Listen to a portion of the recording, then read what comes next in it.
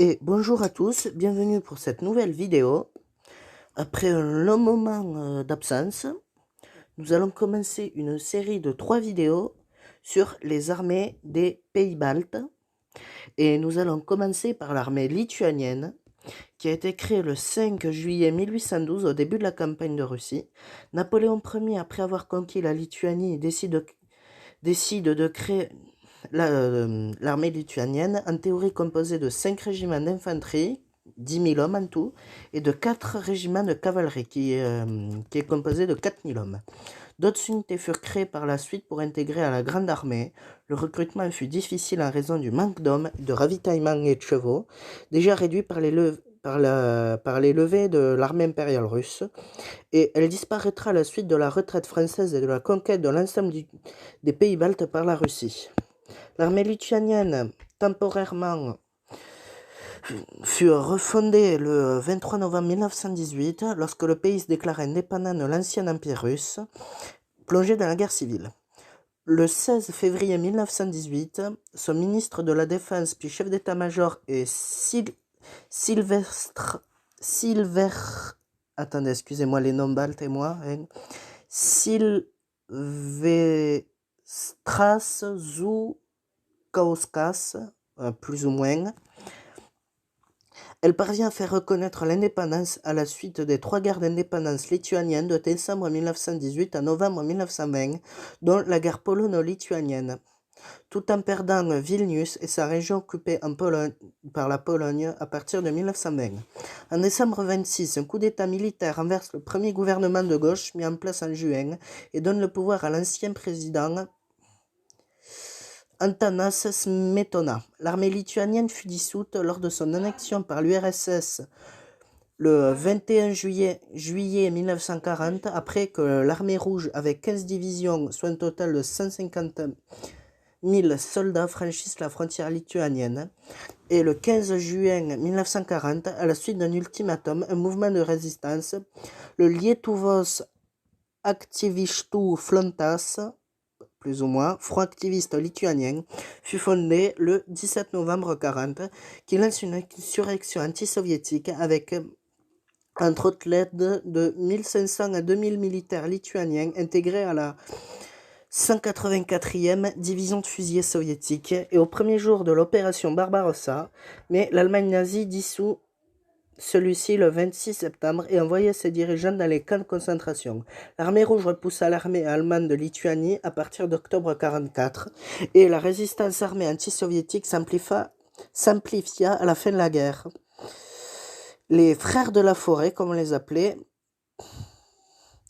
furent balayés en 1954 avec de très lourdes pertes de part et d'autre.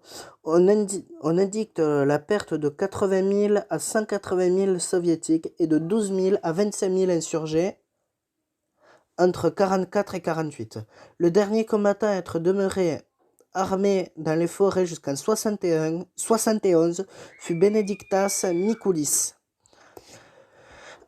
Le dimanche 11 mars 1990, le Soviet suprême de Lituanie proclame l'indépendance. Considérée comme nulle dès le 15 mars par le Congrès soviétique des députés du peuple, Moscou, dès le mois d'avril, mit en place le blocus de la Lituanie et la guerre d'usure se poursuivit jusqu'au 13 janvier 1991 avec l'assaut des forces spéciales soviétiques contre la télé et le parlement lituanien qui provoquait la mort de 15 Lituaniens. Le 29 août 1991, la Russie et la Lituanie reconnurent mutuellement leur indépendance.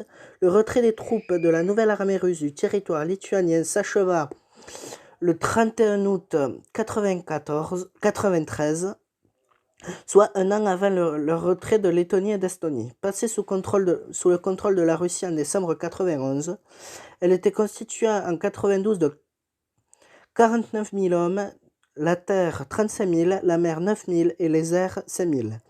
La marine, basée à Klaipėda, ne comptait guère qu'une corvette et quelques bâtiments de surface, la Lituanie ayant obtenu le principe que leur retrait en février 1992. En 1998, l'effectif de la nouvelle armée lituanienne dépasse les 10 000 militaires, auxquels il faut ajouter 9 000 volontaires et une garde nationale de réservistes avec de 12 500 hommes pour une population totale de 3 720 000, non,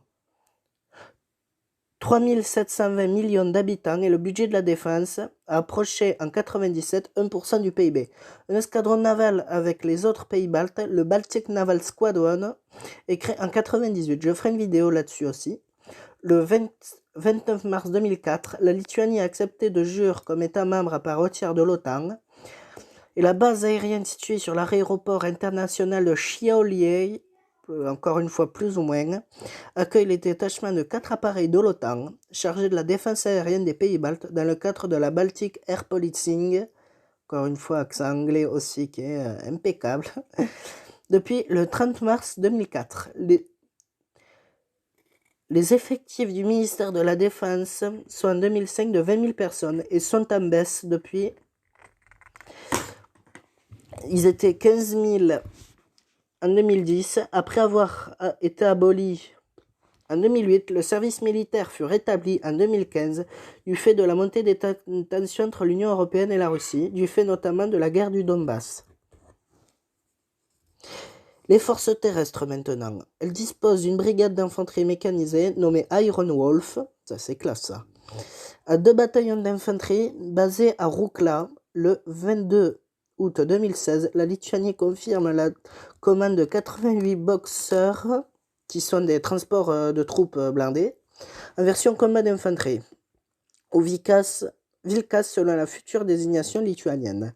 Équipé d'une tourelle fournie par le groupe israélien Elbit Systems, armé d'un canon de 30 mm et d'un missile anti-char Spike LR de Rafael, dont 4 seront en configuration commandement, pour 385,6 millions d'euros. Livré entre 2018 et 2021, il remplace sa flotte de 224 M113 en 2014 et en service sur les 300 perçus d'origine. Son bataillon d'artillerie, général Romualda Giedraitis, sera équipé de 21 canons automoteurs PZH 2000, qui sont des canons automoteurs fabriqués par Krauss Maffei Wegmann, et en service en 2020 dans la Bundeswehr et dans l'armée croate, grecque, italienne, néerlandaise, qatarienne et lituanienne. Bon, c'est un canon d'automoteur d'origine allemande. Et commandé le 29 septembre 2015 pour livraison entre 2016 et 2019 pour 58,3 millions d'euros. 16 en ligne, 2 pour entraînement, 3 pour pièces détachées. D'autres véhicules allemands comme 6 chars de dépannage Buffel et 26 M577, une version du M113 également commandée. 168 autres M577 sont commandés fin 2016. Les forces navales maintenant.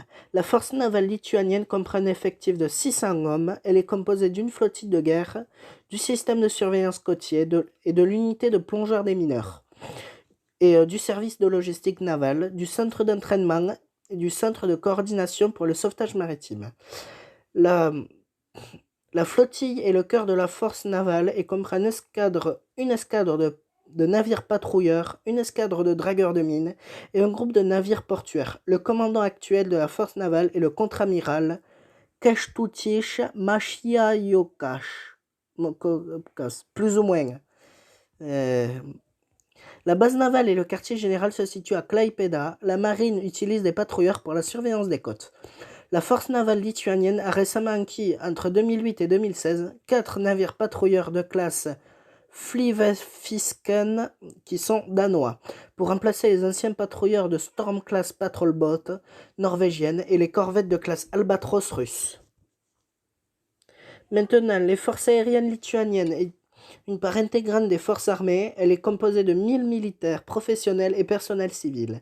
Ces unités sont dispersées un peu partout autour du territoire, à Kaunas, quartier général et commandement du système de contrôle de surveillance, à Karmelava, qui est le centre de contrôle de l'espace aérien, à Nemirseta, qui est le centre pour la recherche en mer et détachement de secours, à Šiauliai, base aérienne des forces, et c'est là où il y a les armements et centres de réparation des équipements, et aussi à Radvilskis, qui est le bataillon de défense antiaérienne. L'unité originelle des forces aériennes était le 2e escadron de transport créé avec le transfert de 20 Antonov AN-2, qui sont des avions soviétiques, venant de l'aviation civile. Ils sont d'abord basés sur la base aérienne de Barouchaï. Le 27 avril 1992, ils sont rejoints par 4 aéros L-39 Albatros achetés au Kazakhstan. À terme, 16 de ces appareils devront être achetés pour être utilisés par le premier escadron de chasseurs. Elle dispose en 2012 de 4 avions de transport tactiques Alenia C-27J Spartan livrés entre 2006 et 2009. L'espace aérien est contrôlé par des chasseurs et réactions venant des pays membres de l'OTAN qui sont basés à l'extérieur de la ville de Chiaolei sur l'aéroport Zokniai. Quant à la frontière extérieure de l'Union européenne avec la Biélorussie et l'enclave russe de Kaliningrad, elle fait l'objet de patrouilles par l'unité aérienne des gardes-frontières lituaniens qui a reçu de nouveaux hélicoptères EC-120, EC-135 et EC-145. Comme les déploiements, la Lituanie a participé à l'intervention en Afghanistan avec un contingent qui dépasse les 2000 hommes. L'armée envoie d'abord des unités de force spéciales entre 2002 et 2004, entre 2003 et 2005. Plusieurs médecins militaires sont déployés dans le pays, puis la même année, l'armée lituanienne dirige une unité de reconstruction dans laquelle sont compris des contingents de plusieurs pays, Ukraine, États-Unis, Géorgie par exemple. Le système de rotation de l'armée lituanienne permet de maintenir en Afghanistan, l'abréviation c'est Afghan, pour faire plus simple, un contingent de 200 hommes, tandis qu'en 2007, des unités des forces spéciales sont à nouveau envoyées dans le pays pour mener des opérations de reconnaissance. Enfin, vers la mi-2011, la Lituanie dirige une unité d'entraînement aérienne chargée de former les membres de la force aérienne afghane entre 2007 et 2008. Un officier lituanien participe à la MANUA, qui est la mission d'assistance des Nations Unies en Afghanistan.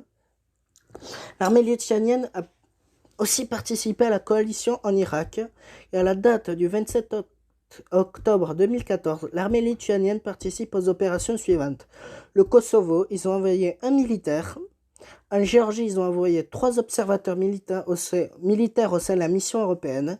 Au Mali, ils ont envoyé 7 militaires et en République centrafricaine, ils ont envoyé 38 militaires. Le Parlement lituanien a décidé de limiter le nombre de personnels pouvant être déployés en dehors du territoire lituanien à 420 personnels civils et militaires. De 1993, la date de la première participation de la Lituanie à une mission de maintien de la paix. À janvier 2012, 2 militaires lituaniens sont morts en opération, un lieutenant en Bosnie en 1996 et un sous-officier en Afghanistan en 2008. Et c'est la fin de cette première vidéo sur l'armée lituanienne. Il y aura bientôt l'armée lettonne et l'armée estonienne qui arriveront. Je vous dis au revoir, abonnez-vous, commentez, partagez. Et voilà, je vous dis au revoir et à la prochaine pour une nouvelle vidéo.